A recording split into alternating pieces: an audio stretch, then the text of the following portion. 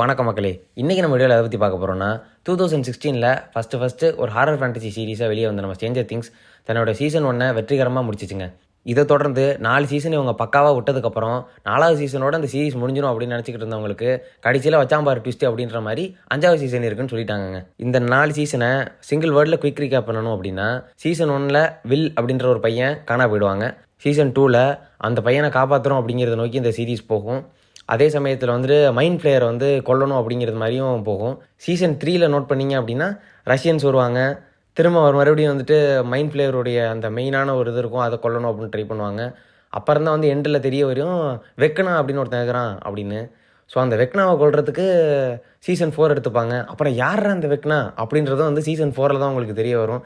இந்த மாதிரி பல விஷயங்கள் மைண்ட் ப்ளோயிங்காக இருந்திருந்தாலும் அங்கங்கே சயின்டிஃபிக்கலாக உங்களுக்கு நடக்கிற விஷயங்கள் மேட்ச் ஆகாமல் இருக்கிறது தான் இந்த சீரிஸ் அடுத்தடுத்து கொண்டு போகும். அதுதான் ஸ்ட்ரேஞ்சர் திங்ஸில் இருக்க ஒரு ஸ்ட்ரேஞ்சான விஷயமே. எக்ஸாம்பிளுக்கு இந்த மேக்னெட் ஒட்டாமல் இருக்கிறது, அப்புறம் இந்த எலக்ட்ரிக் ஃபீல்டு டிஃப்ரெண்ட்டாக அங்கங்கே ஃபீல் ஆகுறது, அப்புறம் இந்த frequency signals radio frequency signals இந்த பசங்களுக்கு அந்த வாக்கி டாக்கியில் கிடைக்கிறது. இந்த மாதிரி நிறையா சீன்ஸ் அங்கங்கே நம்ம சொல்லிக்கிட்டே போகலாம். சேர்றாம்பி இதெல்லாம் தெரிஞ்சது தான் கண்டென்ட்டுக்கு வா அப்படின்னீங்கன்னா, ஆக்சுவலாக சீசன் 5 ஒழுங்காக ஷூட்டிங் முடிச்சிருந்தாங்கன்னா இந்த டிசம்பரில் விட்டுருக்க வேண்டியதுங்க, இல்லைன்னா அந்த ஜனவரியில் விட்டுருக்கலாங்க. ஆனால் இந்த கண்டென்ட் ரைட்டர்ஸ் ஹாலிவுட்டில் இருக்காங்கல்ல, அவங்க கொஞ்சம் பிரச்சனை பண்ணி ஸ்ட்ரைக் பண்ண காரணத்தினால இந்த ரைட்டிங் செஷன் ரொம்ப தள்ளி போயிடுச்சுங்க. ஸோ ஒரு வழியாக அவங்க எல்லாரையும் தாஜா பண்ணி ஸ்கிரிப்டை வாங்கி இவங்க சீரீஸ் எடுத்து முடிச்சிட்டாங்க. ஆனால் இந்த சீரீஸு இப்போ 2025 மிடில் வருமா இல்லை எண்டில் வருமா எப்போன்னு எனக்கு தெரியல. பட் கடந்த 20ஆம் தேதி டிசம்பர் அவங்களோட ஷூட்டிங் அஃபிஷியலாக முடிஞ்சிருச்சு அப்படின்னு அனௌன்ஸ் பண்ணியிருக்காங்க. ஸோ இனிமேல் எடிட்டிங் ஒர்க்ஸ் மட்டும்தான் இருக்கும்னு நினைக்கிறேன். பட் இந்த சமயத்தில் ரெட்டிட்டில் ஒரு சில மர்ம நபர்கள் ஸ்ட்ரேஞ்சர் திங்ஸ் சம்மந்தப்பட்ட லீக்ஸையும் ஸ்பாய்லர்ஸையும் தூவிட்டு போயிட்டா. சரி, அதை நம்ம மக்கள்கிட்ட சொல்லலாம் அப்படின்னு நான் வந்திருக்கேன். எனக்கு தெரிஞ்சது ஒன்றும் பெரிய ஸ்பாய்லர்லாம் கிடையாது. ஸோ வீடியோவை நீங்கள் கண்டினியூஸாக பார்க்கலாங்க. முதல்ல கதையை பற்றி பார்த்தோம்னா, அப்சைட் டவுனை மொத்தம் தன்னுடைய கட்டுப்பாட்டில் வச்சுருக்க வெக்னா ரியாலிட்டியையும் கொலாப்ஸ் பண்ண ஆரம்பிக்கிறான். ஸோ இந்த ரியாலிட்டிக்கும் அப்சைட் டவுனுக்கும் இருக்க அந்த தொடர்பு இந்த கேட்டு மூலமாக துண்டிக்கப்பட்டிருந்தாலும் அந்த கேட்டை மூடுறதுல கொஞ்சம் தாமதம் ஏற்பட்டிருக்கும். ஸோ இந்த தொடர்புனால அந்த அப்சைட் டவுனுக்கும் இவங்களுக்கும் இருக்க தொடர்பு இன்னும் கட் ஆகாமல் இருக்கா, இல்லை இந்த வெக்னா இருக்கான்ல, இவனுடைய வீடு ஒன்று இருக்கும். அதாவது அவன் சின்ன பிள்ளையால் ஹென்ரி க்ரீலாக இருப்பான். அந்த ஹென்ரி க்ரீலாக இருக்கும்போது ஒரு வீடு இருக்கும். அந்த வீட்டுடைய பேஸ்மெண்ட்டில் அப்படியே அந்த ஆல்டர்னேட் ரியாலிட்டியில் இருக்குல்ல, அங்கே பேஸ்மெண்ட் இருக்கும். அந்த வீட்டுடைய பேஸ்மெண்ட், அந்த பேஸ்மெண்ட்டில் தான் இவனுடைய அந்த அப்சைட் டவுனுடைய பிளான்ஸ் எல்லாத்தையும் ரன் பண்ணிகிட்டு இருப்பான். ஸோ அது இன்னும் அழிக்கப்படாமல் இருக்கிறதுக்கு காரணம் தான் இந்த ரியாலிட்டி கொலாப்ஸ் ஆகுதா அப்படிங்கிறது எனக்கு சரியாக தெரியல. இன்னொரு பயங்கரமான தியரி என்ன சொல்கிறாங்கன்னா, வெக்னாவை ப்ராப்பராக கொல்லவே முடியாது, அவன் நியர்லி ஒரு இம்மார்டலாக மாறிட்டான் அப்படின்னு சொல்கிறாங்க. ஏன்னா அப்சைட் டவுனோட உங்களுக்கு பல வருஷமாக இருந்து அப்படியே கனெக்ட் ஆகிட்டான்ல. ஸோ ஈவில்னஸ் மொத்தத்துக்கு மொத்தம் ஸ்ப்ரெட் ஆகிடுச்சு. வேணா அவன் இந்த ரியாலிட்டி கூட அவன் கனெக்ட் ஆகிறத வேணால் தடுத்து நிறுத்தலாமே தவிர அவனை கொல்ல முடியுமா அப்படிங்கிறது உண்மையிலே எனக்கே டவுட் இருக்குங்க. இங்கே நீங்கள் ரொம்ப விசித்திரமாக பார்க்கக்கூடிய விஷயம் என்னென்னா, அப்சைட் டவுனுக்குள்ளே போன யாருமே அப்சைட் டவுனை கான்கர் பண்ணது கிடையாது, எக்ஸப்ட் வெக்னா. வெக்னா கிட்டத்தட்ட 7 வருஷம் அந்த அப்சைட் டவுன் கூட சண்டை போட்டிருக்காங்க. அவன் உடம்பெல்லாம் உருகி போய் எப்படி இருக்கான்னு பாருங்கள். அதுக்கப்புறம் அங்கே மைண்ட் ஃப்ளேயர் அப்படின்ற ஒரு ஜந்து கூட உறவு வச்சுக்கிட்டு அதை தொடர்ந்து அதை ஒரு ஸ்பைடர் உருவத்தில் கன்வெர்ட் பண்ணி அதை இங்கே அனுப்பி, அதெல்லாம் உங்களுக்கு தெரியும் அந்த கதையெல்லாம். இருந்தாலும் மைண்ட் ஃப்ளேயரும் இன்னும் சாகலை, திரும்ப மைண்ட் ஃப்ளேயர் வரும் சீசன் 5. ஸோ வெக்னாவுடைய ஃபுல் பவரை நம்ம சீசன் 5 பார்க்கலாம். ஸோ இப்போ வெக்னாவை அந்த அப்சைட் டவுன்லேருந்து பிரித்து எடுத்து தனியாக கொல்ல முடியுமா அப்படிங்கிறது தெரியல. அதே நேரத்தில் அந்த அப்சைட் டவுனை மொத்தமாக அழிக்க முடியாது, ஏன்னா அது ஒரு ரியாலிட்டி.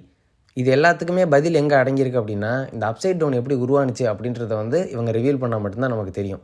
ஆனால் இந்த பிரச்சனையை சுமூகமாக முடிக்கிறதுக்கான ஒரே ஒரு வழி என்ன அப்படின்னா, நீங்கள் இந்த ஹென்ரி க்ரீல், அதாவது நம்ம வெக்னா அவருடைய ஃப்ளாஷ்பேக்கை போய் பார்க்கணும். அந்த ஹென்ரி க்ரீலாக அவன் சின்ன வயசாக இருக்கிறப்போ நல்ல பையனாக தான் இருக்கான், யார்ட்டையும் பெருசாக பேசிக்க மாட்டான், ஒரு அமைதியான குழந்தை. ஆனால் ஏதோ ஒரு காரணத்தினால ஒரு 12 மணி நேரம் அவன் வீட்டில் இல்லாமல் காணா போயிடுறான். இந்த 12 மணி நேரத்தில் இவன் எங்கே போகிறான் அப்படின்னா, அந்த இன்னொரு டைமென்ஷனுக்கு போகிறான். அந்த டைமென்ஷன்லேருந்து இவன் ரிட்டன் வரும்போது கொஞ்சம் பவர்ஸையும் மைண்ட் ஃப்ளேயரையும் கூட கூட்டிகிட்டு வரான். ஸோ இவன் எப்போ வீட்டுக்கு ரிட்டன் ஆகிறானோ அப்போ தான் அவங்க அம்மாவையும் அக்காவையும் கொல்றான். இதை தொடர்ந்து அவங்க அப்பாவை கொல்றதுக்கு பவர் போதுமான அளவு இருக்காது. அதனால் அவரை கண்ணை குருடாக்கி காயப்படுத்திட்டு அங்கே விட்டுட்டு போயிடுவான். போலீஸ் அவங்க அப்பா தான் அவங்க எல்லாரையும் கொண்டுட்டாங்கன்னு சொல்லி அவரை ஜெயிலில் வச்சுருப்பாங்க. இதை நீங்கள் சீசனுடைய ஸ்டார்டிங்கில் ஒரு கிழவர் ஜெயிலுக்குள்ளே இருக்கிறத நீங்கள் நோட் பண்ணலாம். ஸோ ஒரு அமைதியான அப்பாவியான பையனை இந்த ஈவில்னஸ் தன்னுடைய கட்டுப்பாட்டுக்குள்ளே வச்சு அதோட இஷ்டத்துக்கு அவனை ஆட வச்சிருக்கு. ஸோ அவனாக நம்ம பண்ணுறது தப்பு அப்படின்னு ரியலைஸ் பண்ணி அந்த அப்சைட் டவுனை அழிக்கிறதுக்காக ஏதாவது பண்ண முடியுமா அப்படின்றத பார்க்கணும். இல்லை நம்ம லோக்கியில் வந்துட்டு லோக்கி வந்து அந்த டைம் லைன் எல்லாத்தையும் வந்து கண்ட்ரோல் பண்ணி கடைசியில் கடவுள் மாதிரி உட்காருவார். அது மாதிரி இவனால் அப்சைட் டவுனை வந்துட்டு கண்ட்ரோல் பண்ணி அப்சைட் டவுனுடைய ஒரு கடவுளாக மாற முடியுமா அப்படிங்கிறது எனக்கு தெரியல. ஏன் சொல்கிறேன்னா அப்சைட் டவுனும் வந்துட்டு வித்தியாசமான ஒரு டார்க் எலிமெண்ட்ஸ்னால கனெக்ட் ஆகிருக்க ஒரு நர்வஸ் சிஸ்டம் மாதிரி தான். ஸோ அதை கண்ட்ரோல் பண்ண முடியும். இது ஒரு செட் ஆஃப் பாசிபிலிட்டிங்க. இன்னொரு செட் ஆஃப் பாசிபிலிட்டி என்ன சொல்லுது அப்படின்னா, இப்போ வெக்னாவை வந்துட்டு நீங்கள் கொன்னா கூட அந்த ஈவில்னஸ் வந்துட்டு முதல்ல இந்த வில்லை கேப்சர் பண்ணிச்சு தெரியுமா, அப்போ அவனுக்குள்ளேயும் வந்துட்டு கொஞ்சம் போயிருக்கு அப்படின்னு சொல்கிறாங்க. ஸோ வந்து என்ன சொல்கிறது, ஒரு வெக்னா இல்லைனா இன்னொரு வெக்னா வந்து அந்த இடத்துல வரப்போகிறான் அப்படிங்கிறது தான் அதுக்கு அர்த்தம் நான் நினைக்கிறேன். ஸோ வில்லே வந்துட்டு ஒரு வில்லனாக மாற வாய்ப்பு இருக்குது. ஏன் இந்த இடத்துல நான் வில் மாறுவோம் அப்படின்னு சொல்கிறேன்னா, அந்த ஹைவ் மைண்ட் மூலமாக அந்த மைண்ட் ஃப்ளேயர் கூட கனெக்ட் ஆகிருக்கான் அப்படிங்கிறதுனால நான் சொல்லலை. ஒரு இன்னசென்ட்டான ஆளை பார்த்து தான் எப்பயுமே வந்துட்டு இந்த அல்டர்னேட் டைமென்ஷன் வந்து தாக்குது. பாக்கி எல்லாரையும் கொன்னாலும் தான் வசப்படுத்திக்கிற அளவுக்கு ஒருத்தவங்களுடைய மனசு வந்துட்டு அப்பாவித்தனம் கொண்டதாக இருக்கணும். ஸோ அந்தளவுக்கு ஒரு இன்னசென்ட்டான கேரக்டர்ஸ் யார் யார் இருக்காங்களோ அவங்கள தான் பார்த்து இது கேப்சர் பண்ணுது. ஏன்னா வில்லுக்கும் அந்த ஹென்ரி க்ரீலான சின்ன பையன், அதாவது வெக்னாவுடைய அந்த சின்ன வயசை சொல்கிறேன். ஸோ இவங்க 2 பேருக்கு உள்ள சிமிலாரிட்டிஸ் அப்படின்னு பார்த்தீங்கன்னா, இவங்க 2 பேருமே வந்துட்டு தனிமையை விரும்புகிறவங்க, பெருசாக வந்துட்டு மற்றவங்ககிட்ட பேசிக்க மாட்டாங்க, ரொம்ப இன்னசென்ட்டான கேரக்டர்ஸ்.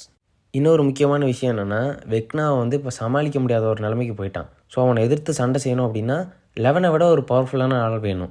இல்லை 11 வந்துட்டு ஒரு சூப்பர் பவராக எவால்வ் ஆகணும். இந்த எவல்யூஷன் வந்து வேறு யாராலையும் கொடுக்க முடியுமா அப்படின்னு கேட்டிங்கன்னா, இது வந்து முடியும். யாராலன்னா வில்லால். என்னடா வில்ல வந்துட்டு வில்லன்னு சொல்கிற, அதே நேரத்தில் ஹீரோன்னு சொல்கிற. ஆமாங்க, வில் தான் வந்துட்டு இந்த சீசனை வந்து கொண்டு போக போகிறாரு அப்படிங்கிறது என்னுடைய கருத்து. இந்த குழப்பத்துக்கு நடுவில் இன்னொரு பெரிய அசம்ஷனாக என்ன நினைக்கிறேன் அப்படின்னா, இந்த டார்க் ரியாலிட்டிக்கு ஏதோ ஒரு பெரிய பவர் சோர்ஸ் இருக்குது. அதாவது ஒரு ஹார்ட் கோர் மாதிரி சொல்லலாம். அது எங்கே இருக்குது அப்படிங்கிறத வந்து கண்டுபிடிக்கிறதன் மூலமாக இன்னொரு கன்க்ளூஷனான ஒரு டிசிஷன் எடுக்க முடியும் அப்படின்றத நான் நினைக்கிறேன். இது எல்லாத்துக்கும் மேலே நம்ம லிண்டா ஹாமில்டன் எங்கே வராங்க அப்படின்னு எனக்கு தெரியல. அந்த லேடி வந்தால் ஆக்ஷன் சீன்ஸ்லாம் தெரிக்கும், புல்லட்லாம் பறக்கும்னு நமக்கு தெரியும். ஸோ ரண கொடூரமாக இருக்க போது. ஆனால் ரத்தம் தெரிக்கிற மாதிரி ஒரு 18+ ரிலீஸ் பண்ணால் நல்லாயிருக்கும் கடைசி சீசனை. ஆனால் குழந்தைங்க பார்க்கணும் அப்படிங்கிறதுக்காக அவங்க 13+ ரிலீஸ் பண்ணுவேன்றதுக்காக பெரிய க்ரூவல்ட்டி இருக்க மாதிரிலாம் காட்ட மாட்டாங்க. ஸோ எல்லாமே வந்துட்டு டஃபர் பிரதர்ஸ் கையில் தான் இருக்குது. சரி, இப்போதைக்கு வந்து சீன் வைஸ் என்ன லீக் விட்டுருக்காங்க அப்படிங்கிறதையும் வந்து பார்க்கலாம். சீசன் 5ல் ராபின்கிற பொண்ணு, அவங்க அப்பா அம்மா, அப்புறம் அந்த 4 பசங்க, இதை தொடர்ந்து நம்ம மேக்ஸும் வந்து காலேஜ் போகிற மாதிரி சீன்ஸ் எல்லாம் எடுக்கப்பட்டதாக தகவல்கள் வெளியே வந்திருக்குங்க. அதை தொடர்ந்து ஆஃபீஸர் ஹாப்பர் வந்துட்டு ஜாய்ஸுக்கு ப்ரப்போஸ் பண்ணுற மாதிரி சீன்ஸ் வந்து இருக்கிறதாகவும் சொல்கிறாங்க ஒரு டின்னரில். அதுக்கப்புறம் யாரோ ஒருத்தர் மூவிங் வெஹிக்கிளில் ஒரு ஜெயில் மாதிரியான ஒரு கட்டமைப்பில் வந்துட்டு இன்னொருத்தரை பார்க்குற மாதிரி ஒரு பிளரிஷான சீன் வந்து ரிலீஸ் ஆகிருக்கு. இது வந்து ஷூட்டிங் ஸ்பாட்லேருந்தே கிடச்சிது. இது யார் எப்போ பார்க்குறாங்க எங்கே பார்க்குறாங்க அப்படின்னு தெரியல. பட் அந்த சீன் வந்துட்டு ஒரு இம்பேக்டை க்ரியேட் பண்ணக்கூடிய சீன் அப்படின்னு சொல்கிறாங்க. இது எல்லாத்தையும் விடுங்க. இதை விட ரொம்ப ஆச்சரியமான ஒரு தகவல் என்னென்னா, நம்ம மெல்லி பாபி ப்ரவுன் வந்துட்டு ஸ்டார்டிங்கில் ஷூட்டிங்க்கு வரவே இல்லையாங்க. அப்போது இவங்களுடைய சீன்ஸ் வந்து இனிஷியல் ஸ்டேஜஸில் வந்து ரொம்ப கம்மியாக இருக்கோ அப்படின்ற மாதிரி நான் நினைக்கிறேன். இதுக்கப்புறம் சொல்லணுன்னா, அந்த மேக்ஸ் பொண்ணு வந்துட்டு ஃபுல்லாக ரெக்கவர் ஆகிடுறாங்க காயத்துக்கு அப்புறம். அதை தொடர்ந்து நம்ம லூகாஸ் பையன் கூட கொஞ்சம் ரொமான்ஸ் சீன்ஸ் இருக்க மாதிரியும், இவங்க 2 பேரும் சேர்ந்து வந்து 1990 எடுக்கப்பட்ட ஒரு சூப்பர் நேச்சுரல் ரொமான்ஸ் மூவியை வந்துட்டு பார்க்குற மாதிரியும் ஒரு சீனை தியேட்டரில் வச்சு ஷூட் பண்ணியிருக்காங்கங்க.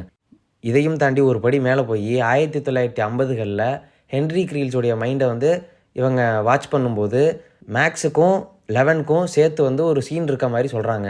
ஸோ இதெல்லாம் வச்சு பார்க்கும்போது தே ஆர் குக்கிங் சம்திங், என்னன்னு தான் தெரியல. பட் நான் கெஞ்சி கேட்குற விஷயம் என்னென்னா, சீசன் 5 முடிச்சுக்கங்கடா. 6, 7 இழுத்து என்னை வந்துட்டு கிளிஃப் ஹேங்கரில் விட்டுட்டு போயிடாதீங்கடா. சோழன்வர்களே, வீடியோ பிடிச்சிருந்துச்சு அப்படின்னா லைக் பண்ணுங்கள், பிடிக்கலனா கமெண்ட்டுகளில் கழுவி ஊற்றுங்க. இது மாதிரி தரமான லீக்ஸ் அண்ட் அப்டேட்ஸ் பார்க்கணுன்னா நம்ம சேனலை சப்ஸ்கிரைப் பண்ணி போட்டுக்கோங்க. யூஸ்ஃபுல்லாக இருக்கும். பை.